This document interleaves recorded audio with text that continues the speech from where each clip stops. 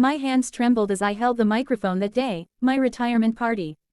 50 years of sweat, sacrifices, and relentless work had led to this moment. I looked out at the employees gathered in the banquet hall, the same people who had stood by me through storms and sunshine, who had given their youth to help me build this company from a modest roadside workshop into one of the most respected businesses in our city. My chest swelled with pride. This was not just a company, it was a legacy. Then my son stood up. He was wearing his usual sharp suit, the kind of confidence that filled a room.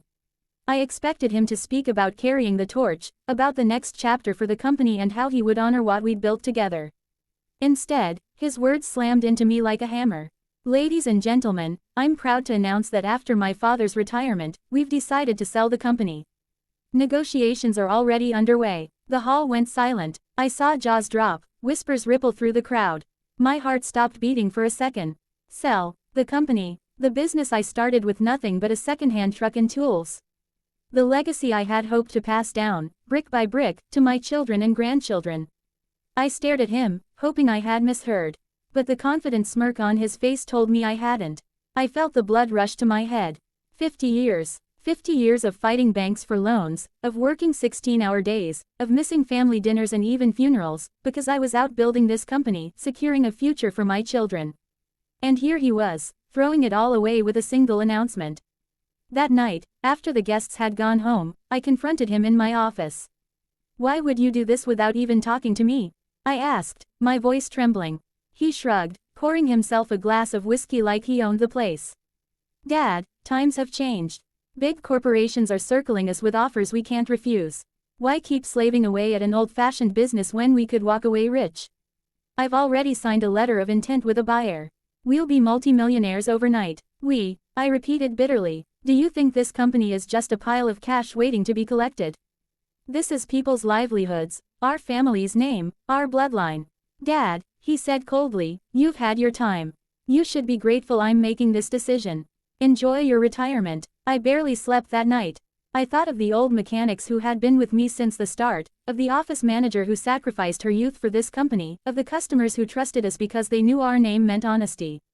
Selling it to strangers would crush all of that. But my son had underestimated me. When I founded the business, I had put in place something called the founder's veto.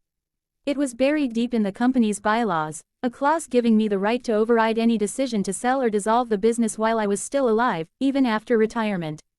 I hadn't thought I'd ever need it, but some instinct made me keep it there, like a lock on a family treasure chest. 2 weeks later, my son called a board meeting to finalize the sale. The buyer's representatives were already in the room, their slick suits and polished smiles reeking of arrogance.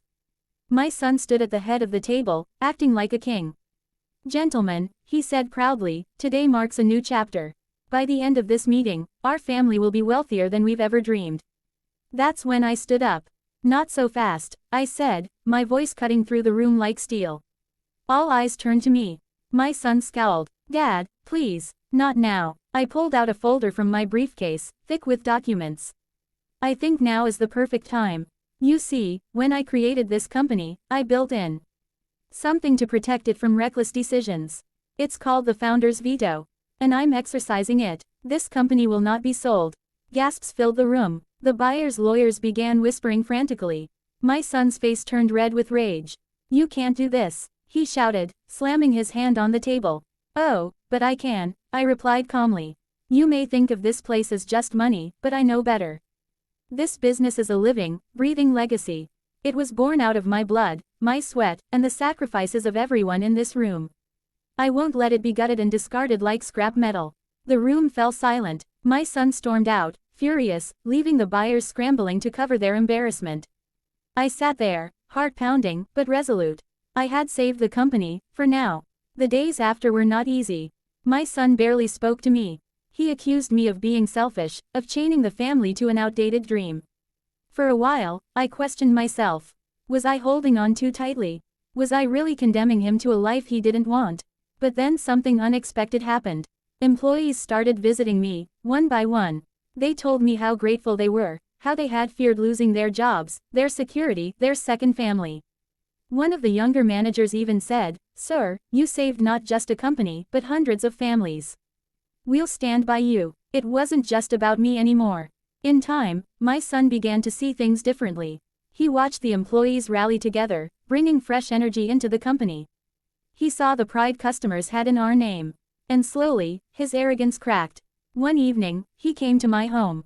He didn't speak at first, just stood there, staring at the old photographs of me in the workshop with grease on my hands, smiling despite exhaustion. Finally, he said softly, "I didn't understand. I thought this was just about money. But it's more, isn't it?" "Yes, son," I said, tears stinging my eyes. "This business isn't just ours. It belongs to everyone who believed in it, who built it with us.